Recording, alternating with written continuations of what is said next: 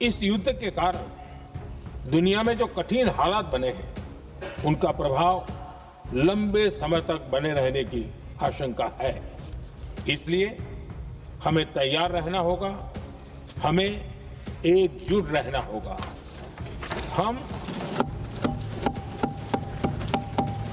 हम कोरोना के समय भी एकजुटता से ऐसी चुनौतियों का सामना कर चुके हैं।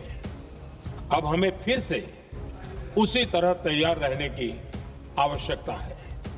धीरज के साथ, संयम के साथ, शांत मन से हमें हर चुनौती का मुकाबला करना है। इस समय पश्चिमी एशिया की हालत चिंताजनक है। बीते 2-3 हफ्तों में जयशंकर जी ने और हरदीप पुरी जी ने इस विषय पर सदन को जरूरी जानकारी दी है। अब इस संकट को 3 सप्ताह से ज्यादा हो रहा है। इसका पूरे विश्व की अर्थव्यवस्था पर, लोगों के जीवन पर बहुत ही विपरीत असर हो रहा है। इसलिए पूरी दुनिया इस संकट के जल्द से जल्द समाधान के लिए सभी पक्षों से आग्रह भी कर रही है। अध्यक्ष महोदय, भारत के सामने भी इस युद्ध ने अप्रत्याशित चुनौतियां खड़ी कर दी हैं। ये चुनौतियां आर्थिक भी हैं, नेशनल सिक्योरिटी से जुड़ी भी हैं और मानवीय भी हैं। युद्धरत और युद्ध से प्रभावित देशों के साथ भारत के व्यापक व्यापारिक रिश्ते हैं। जिस क्षेत्र में युद्ध हो रहा है वो दुनिया के दूसरे देशों के साथ हमारे व्यापार का भी एक महत्वपूर्ण रास्ता है। विशेष रूप से कच्चे तेल और गैस की हमारी जरूरतों का एक बड़ा हिस्सा यही क्षेत्र पूरा करता है। हमारे लिए ये रीजन एक और कारण से भी अहम है। लगभग 1 करोड़ भारतीय खाड़ी देशों में रहते हैं और वहां काम करते हैं। वहां समंदर में जो कमर्शियल शिप चलते हैं उनमें भारतीय क्रू मेंबर्स की संख्या भी बहुत अधिक है। ऐसे अलग अलग कारणों के चलते भारत की चिंताएं स्वाभाविक रूप से अधिक है। इसलिए ये आवश्यक है कि भारत की संसद से इस संकट को लेकर एक मत और एकजुट आवाज दुनिया में जाए।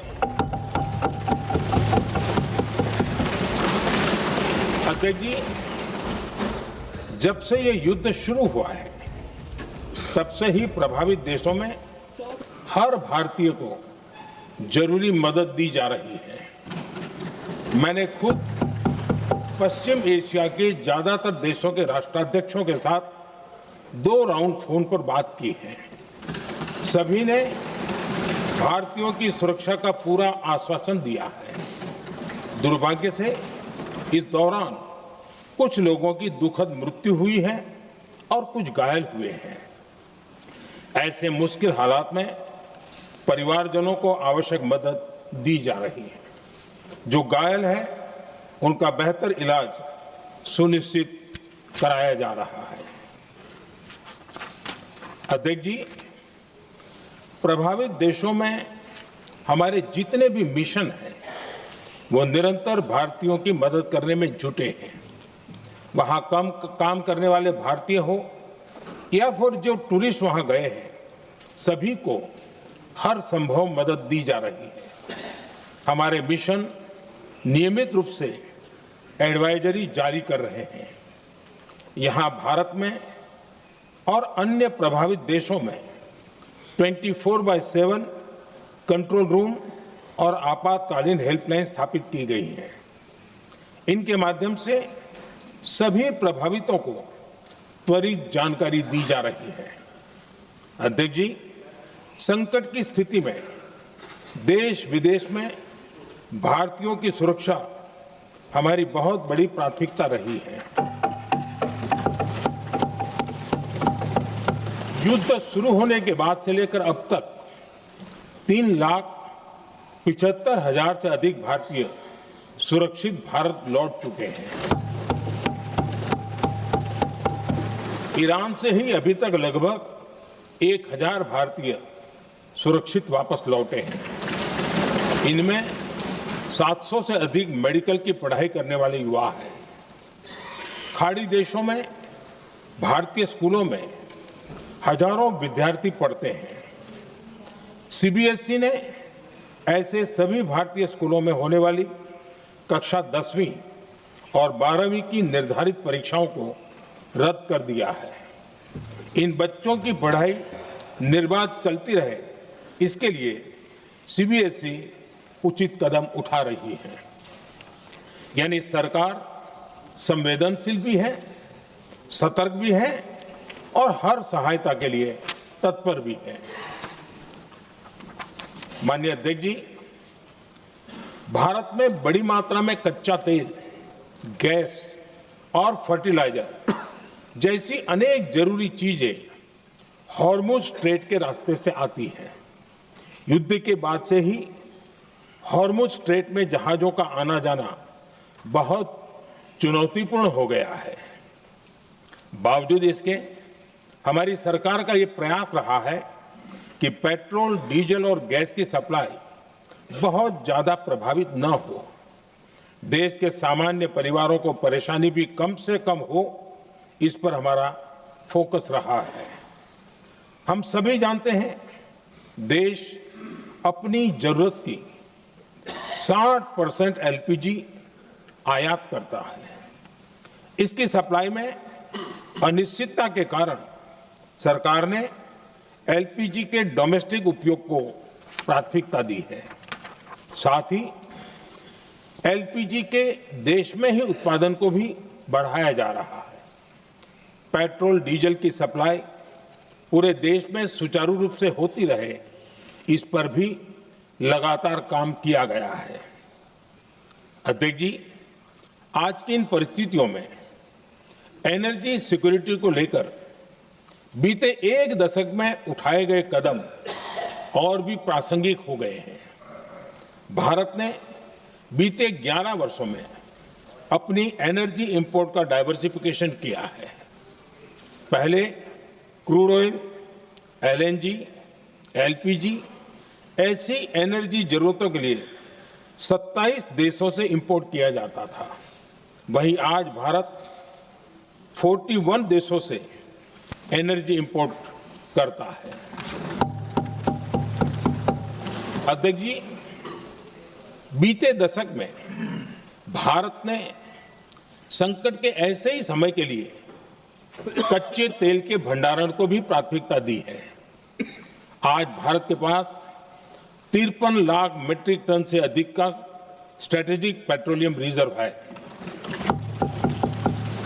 और 65 लाख मीट्रिक टन से अधिक के रिजर्व की व्यवस्था पर देश काम कर रहा है। हमारी तेल कंपनियों के पास जो रिजर्व रहता है वो अलग है।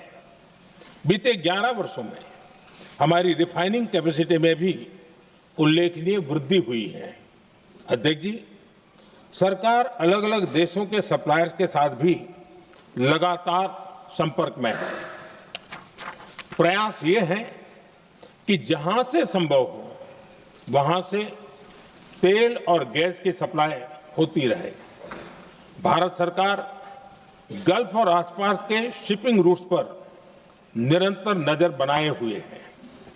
हमारा प्रयास है कि तेल हो, गैस हो, फर्टिलाइजर हो, ऐसे हर जरूरी सामान से जुड़े जहाज भारत तक सुरक्षित पहुंचे। हम अपने सभी वैश्विक सहयोगियों के साथ निरंतर संवाद कर रहे हैं ताकि हमारे मैरीटाइम कॉरिडोर सुरक्षित रहे। ऐसे प्रयासों के कारण बीते दिनों हॉर्मुज स्ट्रेट में फंसे हमारे कई जहाज भारत आए भी हैं। अध्यक्ष जी, संकट के इस समय में देश की एक और तैयारी भी बहुत काम आ रही है। पिछले 10-11 साल में इथेनॉल के उत्पादन और उसकी ब्लेंडिंग पर अभूतपूर्व काम हुआ है। एक दशक पहले तक देश में सिर्फ 1-1.5% इथेनॉल ब्लेंडिंग कैपेसिटी थी। आज हम पेट्रोल में 20% इथेनॉल ब्लेंडिंग के करीब पहुंच रहे हैं। इसके कारण प्रति वर्ष करीब 4.5 करोड़ बैरल कम ऑयल इंपोर्ट करना पड़ रहा है। ऐसे ही रेलवे के बिजलीकरण से भी बहुत बड़ा फायदा हो रहा है। अगर रेलवे का इतना बिजलीकरण न होता तो हर साल करीब 180 करोड़ लीटर डीजल अतिरिक्त लगता। ऐसे ही हमने मेट्रो का नेटवर्क बढ़ाया है। 2014 में जहां देश में मेट्रो नेटवर्क 250 किलोमीटर से भी कम था, आज ये बढ़कर करीब 1100 किलोमीटर हो गया है। हमने इलेक्ट्रिक मोबिलिटी पर बहुत अधिक बल दिया। केंद्र सरकार